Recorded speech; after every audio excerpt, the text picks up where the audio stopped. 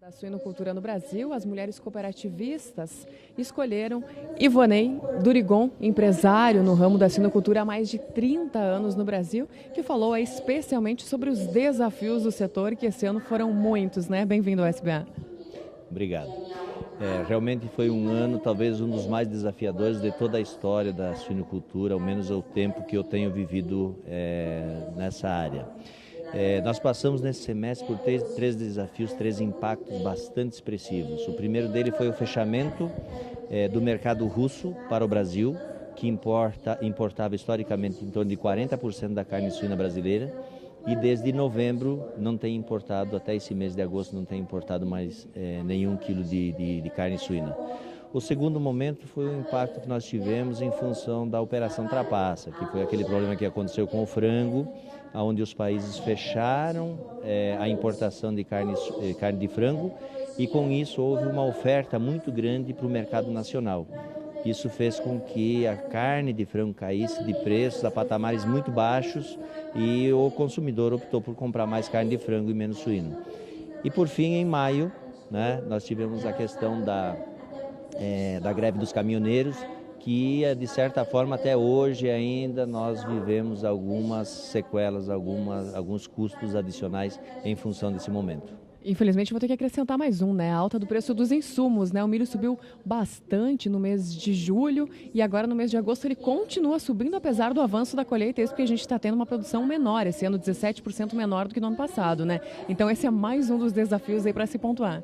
Sem dúvida, no momento que você tem uma oferta maior de proteína animal, no momento que a demanda cai mundial, especialmente pela Rússia, e ainda você tem um custo crescente para as proteínas, especialmente de frango e suíno, esse impacto ele é gigantesco. Então as empresas realmente no Brasil hoje estão tomando prejuízo e temos um grande desafio para que esse final de segundo semestre possamos ter alguma novidade, especialmente do mercado russo ou de países que possam vir a importar mais carne suína do Brasil.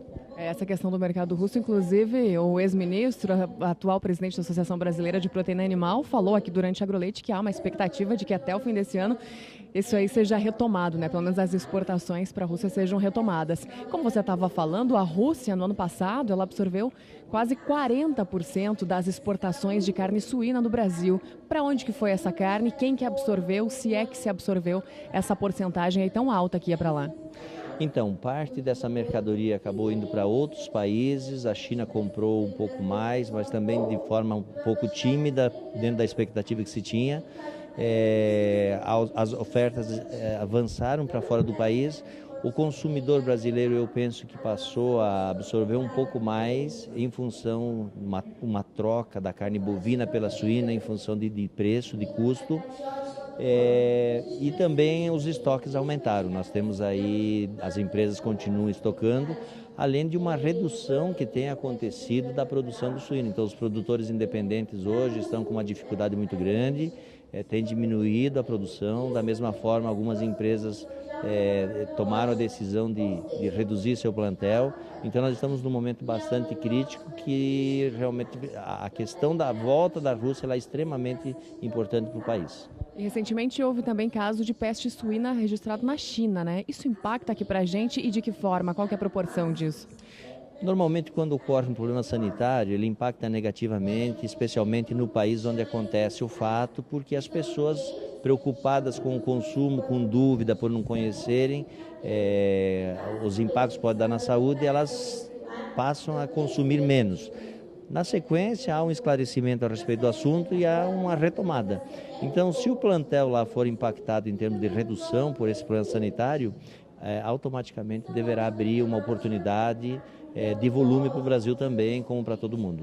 Aí falando novamente daqueles desafios aí que o setor enfrenta, que é claro que a gente espera que terminem o quanto antes, mas enquanto isso continua acontecendo, o mercado ele tem que ir se ajustando de alguma forma, e isso vem através da agregação do valor no produto também, né? Que é o que vocês trabalham e focam bastante. Exatamente, nós temos que trabalhar diferente a carne suína. Acho que é uma proteína hoje mais consumida no mundo. Nos países mais desenvolvidos, na Europa, o consumo é 3 vezes maior que no Brasil. E nós temos um grande desafio de trabalhar diferente a carne suína. A carne suína realmente ela é saudável, ela é segura, ela é saborosa, ela é macia.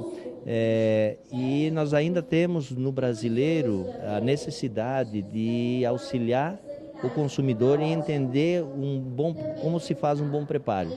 E o melhor preparo da carne suína é da forma mais simples possível. É sal, pimenta, grelhou e sem dúvida a carne mais saborosa, consumida muito de forma in natura no mundo todo, e no Brasil ainda continua muito o consumo de maneira industrializada, processamento de presunto, salame, copa, linguiças, que também são muito bons, os produtos excelentes, mas eu acredito muito que o brasileiro está começando a olhar diferente a carne suína e a maneira de como consumir.